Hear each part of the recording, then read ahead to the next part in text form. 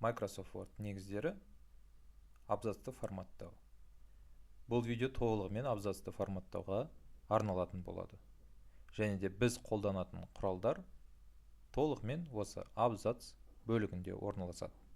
Осы абзац бөлігінің алғашқы жолымен біз тізімдер туралы сөз қозғаған кезде танысқан болатынбыз. Бұларда біз тізімдердің маркерлерін бердік, олардың сандық ретін бердік және де деңгейлерін реттедік. Сонымен қатар тізімнің немесе абзацтың шегіністерін де реттейтін едік. Енді келесі құралдарға назар аударайық.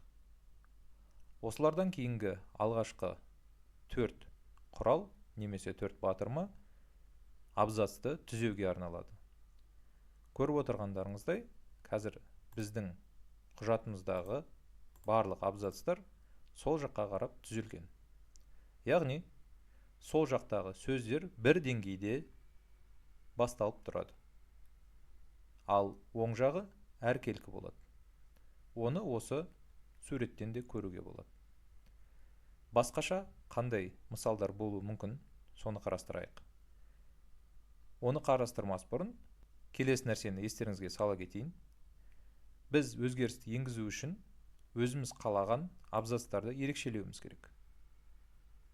Немесе бүкіл құжатқа өзгеріс енгізгіміз келсе, онда Ctrl-A батырмасын басып, бүкіл құжатты ерекшелей аламыз.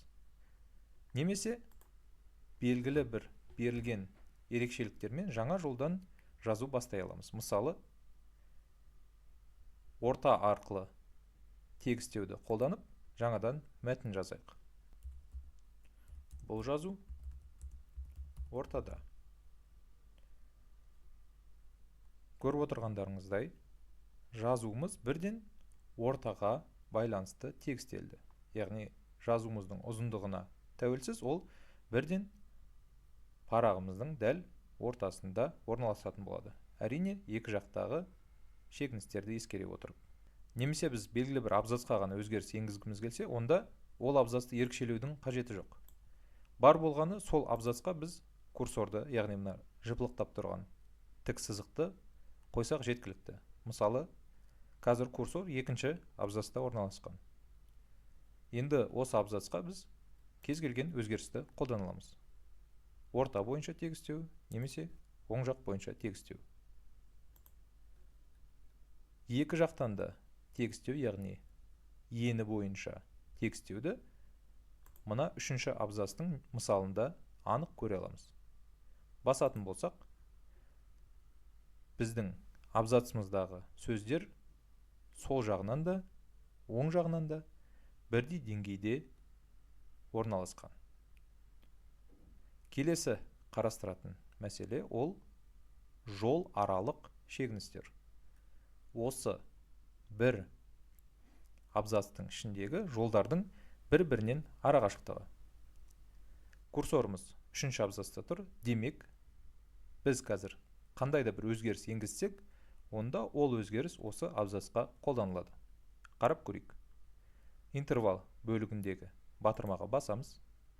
Мына сандардан жүріп өтетін болсақ, онда біз алдын ала қарау мүмкіндігі арқылы абзацтағы жолдардың арасындағы арақашықтық өсіп жатқанын көреміз. Егер бізге осы мәнді барынша нақты беру керек болатын болса, онда другие варианты межстрочных интервалов батырмасына басамыз. Осы жерде множитель бөлігін таңдап, мәнін қолдан берсек болады. Енді абзац аралық шегіністерді қарастырайық. Біздің үшінші абзац алдындағы абзацтан да және де өзінен кейінгі абзацтан да белгілі бір деңгейге алшақтағаны көрініп тұр. Осы нәрсе бізге қажет емес болса, онда біз оны алып тастай аламыз. Алып тастау үшін удалить интервал перед абзацем. Байқап отырғандарыңыздай, удалить интервал перед абзацем бөлігіне тінтуірді апарған кезде ол қозғала бастайды. Және де после абзаца бөлігіне апарсақ, ол да үшінші абзацтан кейінгі интервалды жақындатады. Екеуін де қолданайық. Заңды сұрақ туындауы мүмкін. Неге біздің арақашықтық толығымен жойылып кеткен жоқ деген. Себебі біздің екінші абзацтан кейінгі, өзінен кейінгі интервал ол да бар.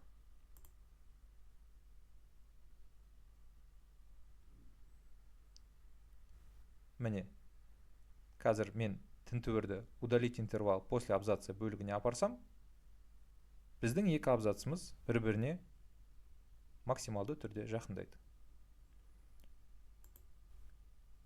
Егер осы бапталарды қайтадан қайтару керек болатын болса, яғни біз абзацымыздың ерекшеленіп, сәл алшақтап тұрғанын қаласақ, онда керісінше осы интервалдарды қайтадан қосамыз. Егер бізге тек қана белгілі бір сөздерді немесе сөйлемдерді ғана ерекшелеп емес, толығымен абзацтың фонын өзгерткіміз келсе, онда біз бірнеше абзацты таңдап, заливка бөлігіне баратын болсақ, осы жерден түсті таңдау арқылы толығымен бірнеше абзацтың артқы фонын өзгерте аламыз. Ал егер біз керісінше белгілі бір абзацтан осы түсті алып тастағымыз келсе, онда заливка бөлігіне барып, нет цвета тарауын таңдаймыз. Сонымен қатар белгілі бір абзацтарды біз қоршауға алып, шекарасын белгілеуіміз мүмкін. Ол үшін бізде границы батырмасы бар. Дәл қазір осы жерде көрсетілген суретте тек төменгі шекарасы ғана сызылған. Яғни біз өзіміздің таңдаған абзацқа осы батырманы басатын болсақ, абзацтың төменгі шекарасын ғана сызамыз. Басқа да шекаралар керек болатын болса, онда бағдаршаны басып, толығымен барлық мүмкіндіктерді ашу керек.